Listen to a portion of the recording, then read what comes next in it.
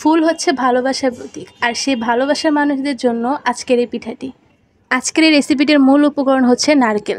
তাই আমি প্রথমে কিছু নারকেল নিয়ে নিলাম। নারকেলের সাথে হচ্ছে আমি 3 চামচ চিনি, এটা হচ্ছে সম্পূর্ণ আপনাদের স্বাদ অনুযায়ী।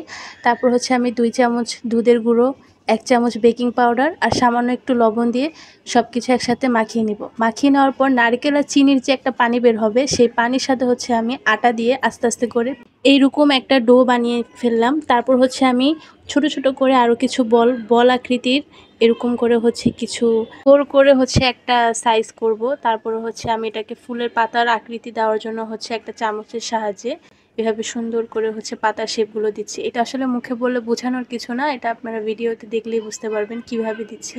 এটা হচ্ছে সম্পূর্ণ আপনাদের মন অনুযায়ী আপনারা যতগুলো পাতা ইচ্ছে দিতে পারেন। আমি এখানে 7-8টার মতো পাতা দিয়ে একটা ফুল বানিয়ে ফেললাম। আর ফুলের মাঝখানে একটা ছিদ্র করার জন্য হচ্ছে আমি একটা লোহার সাহায্যে হচ্ছে একটা ফুলের আকৃতি দিয়ে এভাবে হচ্ছে পিঠাগুলো বানিয়ে ফেললাম।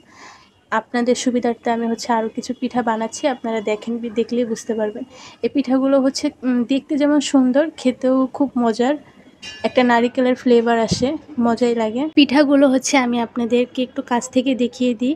এখানে আমি কয়েক রকম শেপ দিয়ে হচ্ছে এই ফুলের আকৃতির পিঠাগুলো বানিয়েছি।